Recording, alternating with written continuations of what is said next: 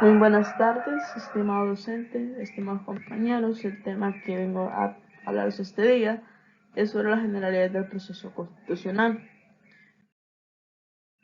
Como introducción tenemos que los procesos constitucionales representan aquellos pilares fundamentales sobre los cuales se funda el Estado de Derecho. El Estado de Derecho es aquel Estado que busca la igualdad entre las leyes, tanto que se apliquen de forma civil tanto a las personas autoritarias, a las autoridades. Es decir, que el Estado todos seamos sujetos de ley, ya sea autoridad como también ya sea ciudadano. En cualquier sociedad democrática, estos mecanismos en las constituciones de los países cumplen con el rol esencial de la protección y garantía de los derechos fundamentales de los ciudadanos, así como el control del ejercicio del poder público. Técnicamente, los procesos constitucionales son aquellas garantías o aquellos procedimientos que nosotros podemos tomar cuando a nosotros se nos están violentando nuestros derechos fundamentales, es decir, cuando se nos está faltando, cuando se están violentando, etcétera, etcétera. Ahora bien, tenemos que es un proceso constitucional. Desde su nombre sabemos que un proceso constitucional va arraigado a lo que es la Constitución. A partir de su nombre se puede determinar eso. Ahora bien, se entiende por proceso constitucional aquel instrumento procesal que establecido en la Constitución permite a un órgano de la jurisdicción constitucional o un poder judicial o tribunal constitucional resolver a través de una sentencia o controversia fundada en el derecho constitucional. Es decir, que los procesos constitucionales son aquellos instrumentos que los órganos de la jurisdicción constitucional nos permiten para poder resolver, ya sea a través de una sentencia o a través de una, bueno, técnicamente en sí lo que es la sentencia, aquellos incumplimientos o aquellas faltas de conformidad a nosotros, es decir, las faltas aquellas que violenten nuestros derechos fundamentales, garantías, etcétera, etcétera.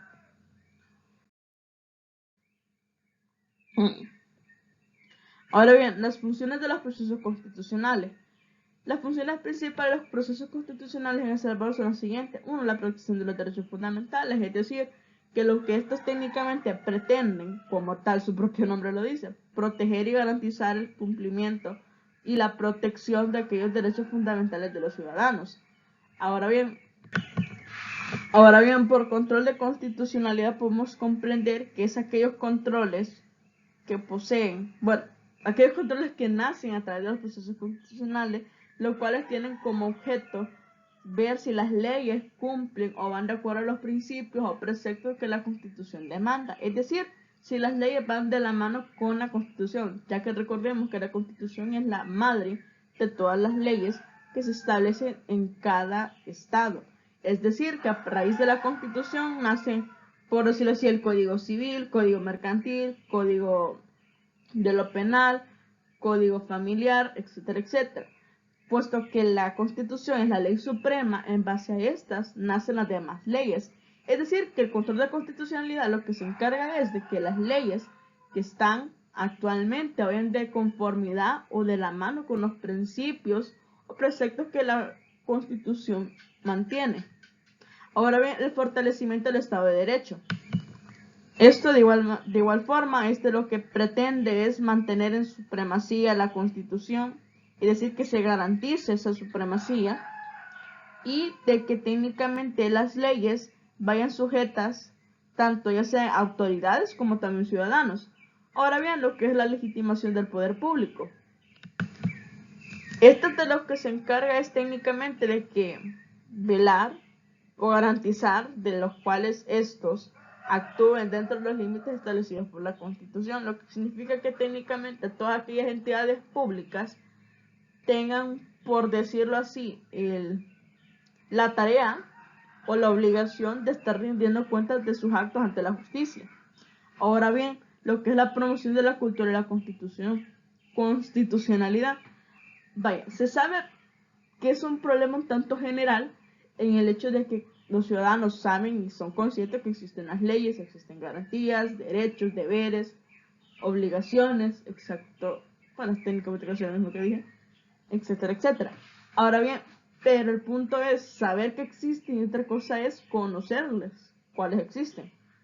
Entonces, actualmente se tiene lastimosamente ese problema de que las poblaciones sí saben, conocen que existen las leyes y todo el asunto, pero no conocen cuáles son sus derechos o garantías, etcétera, etcétera. Ahora bien, la promoción de la cultura de la constitucionalidad tiene que aquellos procesos constitucionales pueden contribuir a promover la cultura de la constitucionalidad, es decir, que a la población o las personas puedan saber sus derechos y obligaciones y que deben ser conscientes de la importancia que tiene la Constitución y en las demás leyes. Es decir, que las personas sepan cuál es la importancia de la Constitución y el qué papel juega la Constitución tanto en las leyes con las cuales convivimos, como también cómo la Constitución nos otorga a nosotros, por decirlo así, una seguridad, etcétera, etcétera. Ahora bien, seguimos con lo que es la resolución de conflictos, que esto técnicamente se encarga, bueno, son aquellos principios constitucionales los cuales se encarga de técnicamente resolver los conflictos que surjan entre los órganos y el Estado, tanto como del Estado con el ciudadano. Técnicamente la resolución de conflictos que puedan haber indiferentemente de las áreas que estén. Ahora bien, lo que es la integración al sistema jurídico. La importancia que tiene esto en la integración del sistema jurídico es que técnicamente esto es lo que puede contribuir y a lograr también al incorporarse al sistema jurídico es brindar una respuesta la cual pueda poder, por decirlo así,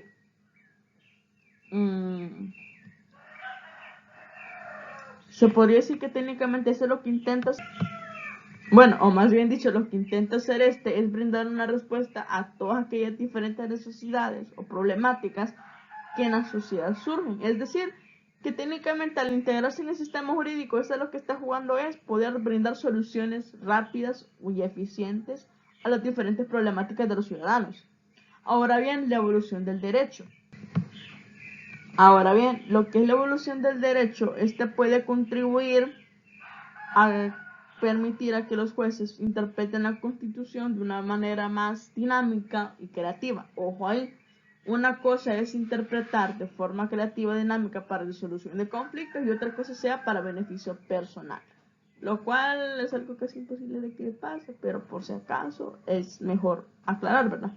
Que lo que se busca técnicamente es poder, debido a que la Constitución predice bastantes actos, hechos, etcétera, etcétera, y es en base a los cuales se realizan las demás leyes. Ahora bien, la interpretación de estas técnicamente tiene que ser para resolución de conflicto, no para beneficio propio, ¿sí? Entonces, ahora bien, pasamos a lo que son los diferentes procedimientos constitucionales que existen en El Salvador. Según el artículo 1 de la Ley de Procedimientos Constitucionales, los procesos constitucionales que existen en El Salvador son los siguientes. 1. El de inconstitucionalidad de las leyes, decretos y reglamentos. El segundo, lo que es el amparo y el habeas corpus. Y el tercero, la exhibición de las personas. Ahora bien,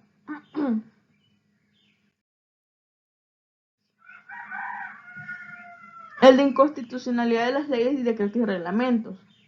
Tiene como objeto el objeto de este proceso es controlar que las normas jurídicas contenidas en las leyes o decretos y reglamentos, así como los actos de aplicación directa de la Constitución, sean compatibles con esta.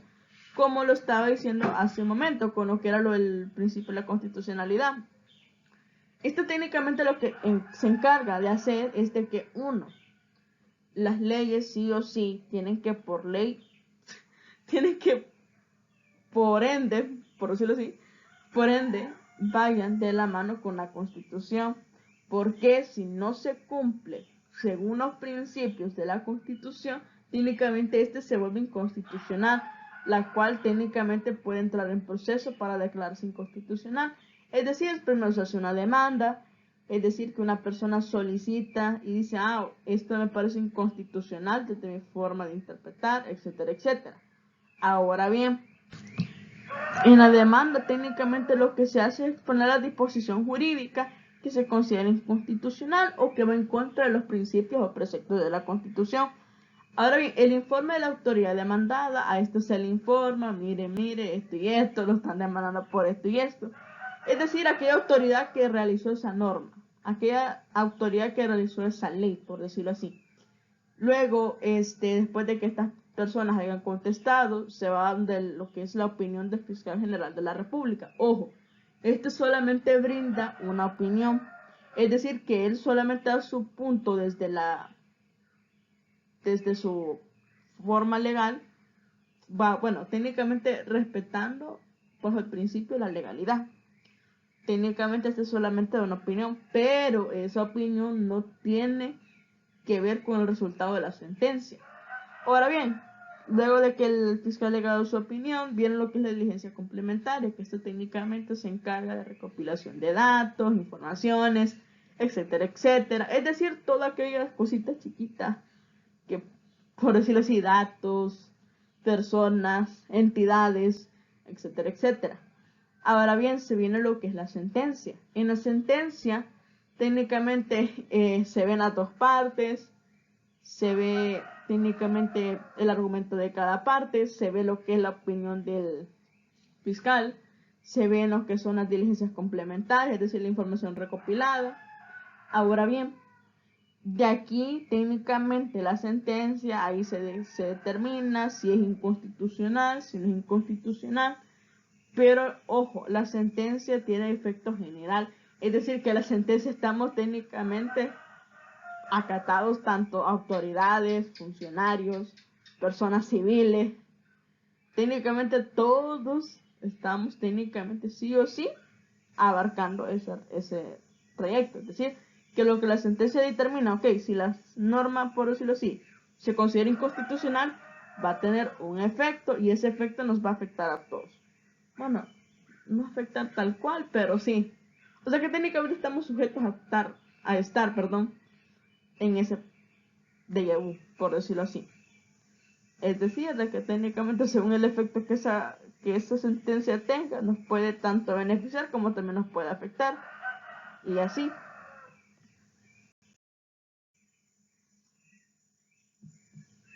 Ahora bien, lo que es el amparo. El amparo tiene por finalidad asegurar a los habitantes el goce efectivo de sus derechos constitucionales con excepción, de la libertad personal tutelada por el habeas corpus, protegiéndolos de toda violación o amenaza. Ahora bien, el amparo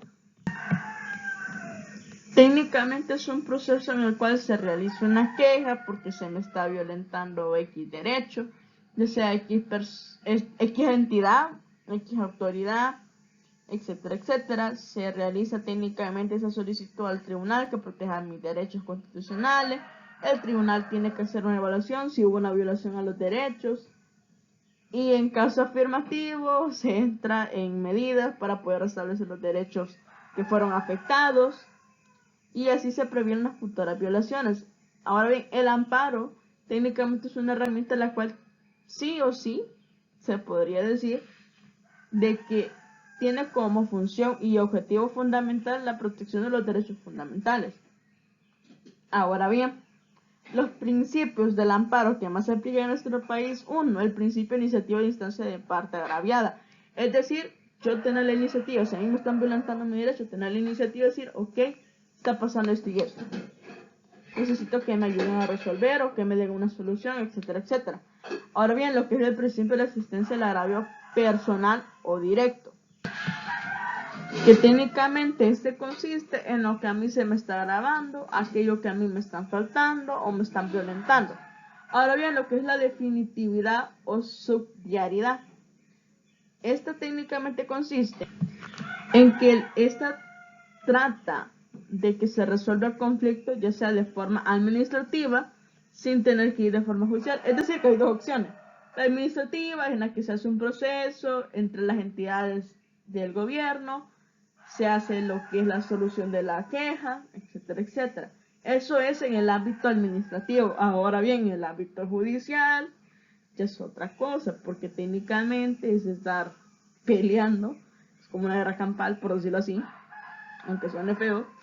Entonces, técnicamente esto lo que busca es de poderlo resolver de una forma tranquila, sin necesidad de ir a pelear allá del juez, de hacerlo por por el buen camino, por decirlo así técnicamente. El principio del estricto derecho y la facultad de suplir la queja deficiente. Ahora bien, el principio del estricto derecho, técnicamente este se encarga de revisar y asegurarse que el amparo vaya estrictamente según las normas o procedimientos establecidos por la ley. Ahora bien, la facultad de suplir la queja, lo que tiene es que permite al tribunal corregir y las deficiencias o errores que presenta la queja. Es decir, si se llegan a considerar que los derechos fundamentales de la persona pueden estar siendo afectados, por decirlo así, técnicamente se le realiza una corrección, ya que lo que también puede pasar que si a este no se le hace la omisión de corregir la deficiencia que presenta, puede resultar en una denegación injusta de justicia, es decir, que por un error o porque no se logró traspasar bien lo que se quiere comunicar, técnicamente pues puede haber una injusticia, hablándolo así técnicamente en términos general, de que por cuestiones tan sencillas, a veces pues técnicamente pues, no se da. Ahora bien, lo que es el principio de la relatividad y la sentencia de amparo. Ahora bien, este principio de la relatividad lo que establece es que si en la protección concebida a raíz del amparo, técnicamente este recurso, por decirlo así, la protección que este recurso brinda, se limita únicamente a aquellas partes que están involucradas directamente. Es decir, que este no tiene vínculos o no tiene, por decirlo así, obligatoriamente estar arraigado a otras personas. Es decir, que solamente aquellos que estuvieran meramente involucrados pueden hacer gozo u efecto de esto. Es decir, que técnicamente si a raíz de lo de la sentencia de amparo se le brinda la protección a esta persona contra entidad o X institución, ahora bien, esta persona queda protegida y está bien. Pero para que tenga el efecto en otras personas que están pasando por situaciones similares, tienen que iniciar el propio proceso. Porque, pues repito, esta acción o esta sentencia solamente se aplica en aquellas personas que están o técnicamente sí o sí en el caso. Ya los demás de afuera, pues si tienen la misma situación, la misma problemática, sí o sí tienen que empezar su propio proceso, porque no siempre va a ser igual. Entonces, ya que pues cada caso tiene sus diferencias y pues no se puede aplicar el mismo proceso solamente porque tienen similitudes. Entonces, cada quien, si un proceso de amparo va a amparar técnicamente a los que están involucrados.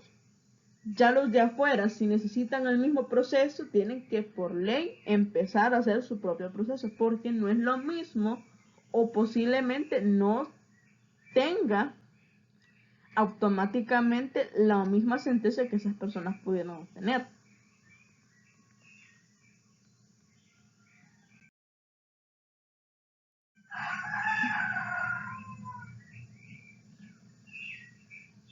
Ahora bien, el habeas corpus.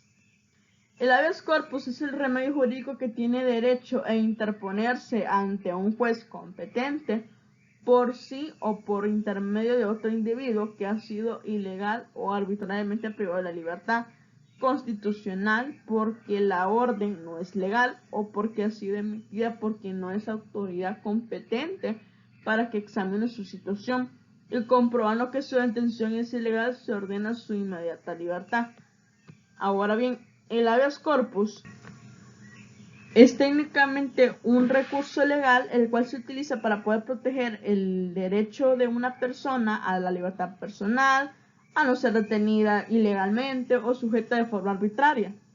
Ahora bien, cuando se presenta el recurso del habeas corpus, un tribunal tiene que determinar si su detención o privación de la libertad de una persona ha sido realizada de manera ilegal o si respeta dichos fundamentos, es decir, si se respetan técnicamente sus propios derechos fundamentales, puesto que una cosa es una detención y otra cosa es que técnicamente le estén violentando sus derechos fundamentales, lo cual ya es pista aparte, como dicen, ¿verdad? Entonces, técnicamente lo que vela es de que no se le restrinja la libertad personal a una persona sin que no haya mínimo se haya realizado la detención de una manera legal y que siempre y cuando se le sigan respetando sus derechos fundamentales. Al solicitar técnicamente la liberación de esta persona, porque se puede solicitar la liberación inmediata ya cuando es técnicamente detención, ya sea de forma ilegal o arbitrariamente, se puede solicitar la liberación inmediata por X causa. También técnicamente se puede realizar un proceso que es cuestionar la legalidad de su detención, es decir, que se cuestiona la razón o el objeto o por qué medio se detuvo a esta persona. Y es ahí donde el tribunal entra, evalúa la situación, toma las medidas necesarias para poder garantizar el respeto, uso y goce de los derechos de esta persona demandada, es decir, que se le respete sus derechos fundamentales. Ahora bien, las características del habeas corpus es de que técnicamente es una de las protecciones de la libertad personal, es un acceso rápido a la justicia, tienen enfoque en la legalidad de la detención. Lo otro, que es una aplicación bastante amplia. Se puede también tener el amparo frente a los abusos de poder, el ejercicio de los derechos individuales, puesto que técnicamente, enumerando estos 6 puntos claves, lo podemos ver de forma más clara. Uno, que está pidiendo técnicamente que se le respete su derecho a la libertad, la forma en la que se le detuvo, ya sea ilegal o legal. Lo otro, el enfoque que tiene técnicamente en determinar si la detención fue de conformidad a las leyes, que si se respetan los derechos fundamentales. La cuarta, que esta puede aplicarse en las diferentes situaciones, incluyendo de forma policial, arresto administrativo, detención, etcétera, etcétera. El amparo frente a los abusos de poder. Ojo en esto. Tal cual como lo había mencionado hace un momento atrás. Técnicamente el amparo sirve para proteger de aquellos sobre abusos de poder, ya sea de las autoridades tanto gubernamentales o privadas. Es decir, que en este caso la misma aplicabilidad tiene. Ahora bien, lo que es el ejercicio del derecho individual, que cualquier persona lo puede presentar, recurso de habeas corpus en su nombre o en el de otra persona que se considere detenidamente ilegal, pero que se haya sido detenido de forma ilegal. Entonces, de esta forma se caracteriza el habeas corpus, que es técnicamente siguiéndole al amparo.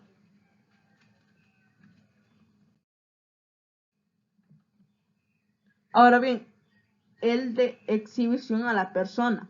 Este permite al individuo presentar una demanda ante un tribunal por solicitar medidas que eviten la exhibición no autorizada de su imagen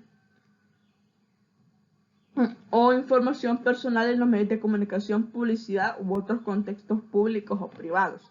Ahora bien, que de pues a raíz de lo que su propio nombre lo dice, la exhibición de una persona, la forma en la que ésta se muestra, ya sea de forma autorizada o viceversa, entonces es la forma en la que se muestra la información pública personal, la información personal de forma pública de X persona.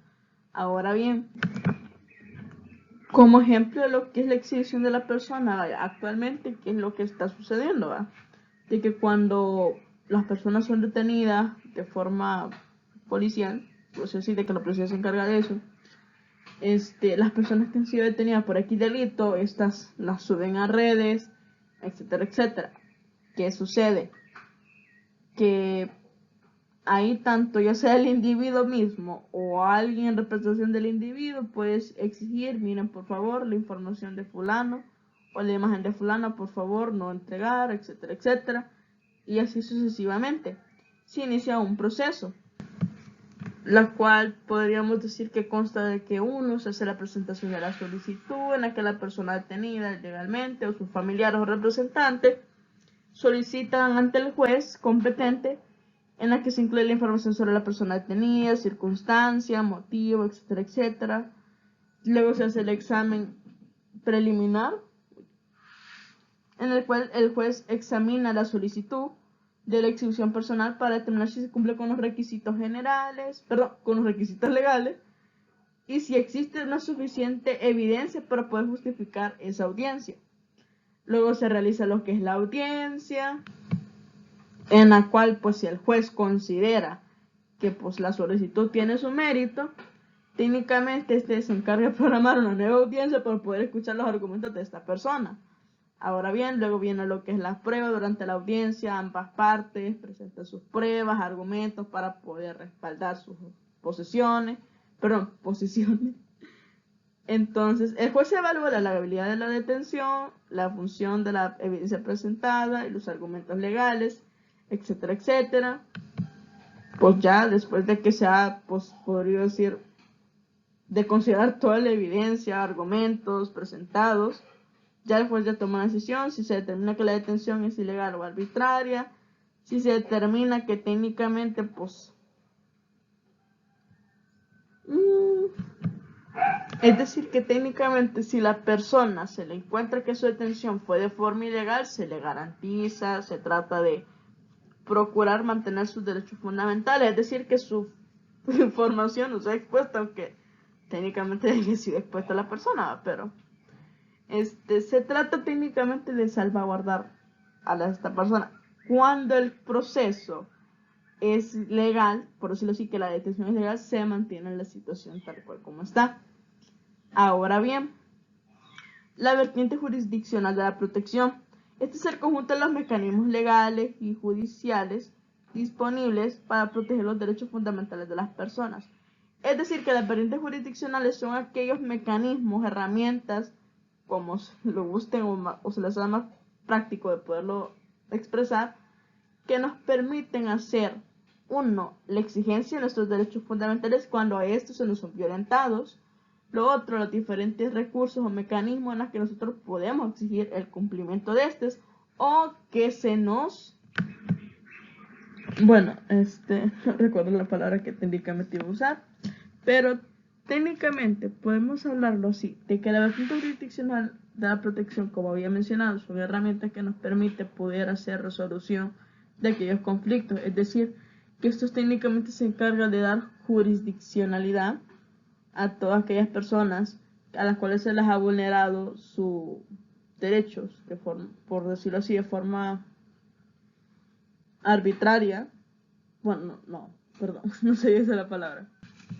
Sería de forma inconstitucional, es decir, vaya, que una persona se le vulneren sus derechos de forma inconstitucional, ya sea en lo que es la conservación, defensa, mantenimiento de mis derechos. Técnicamente, ese efecto de tal disposición obliga a que el Estado técnicamente me pueda a mí brindar una protección jurisdiccional integral a todos aquellos que técnicamente están enfrentando el mismo problema, frente a actos arbitrarios o ilegales que afecten la esfera jurídica de los mismos. Es decir, que el Estado tiene la obligación de protegerme cuando a mí se me están vulnerando mis derechos, ya sea de forma arbitraria, etcétera, etcétera, ya que técnicamente la vertiente jurisdiccional es eso, brindarme a mí las herramientas para protegerme, como para poder también exigir que me cumplan mis derechos fundamentales. Técnicamente la vertiente jurisdiccional son aquellos mecanismos o herramientas que nos permiten poder exigir eso. Ahora bien, como conclusión, tenemos que es bueno conocer los diferentes procesos constitucionales, como lo son cada uno, sus funciones, asimismo como los instrumentos jurídicos fundamentales para la protección de los derechos humanos y el fortalecimiento del Estado de Derecho. Ahora bien, hemos podido concluir de que técnicamente, uno, es importante conocer los diferentes procesos constitucionales, los diferentes mecanismos de defensa personal o de protección que tenemos cada ciudadano, como aquellos que gozamos, etcétera, etcétera. Es bueno conocerlos de la forma en la que cada uno se efectúa porque no son iguales.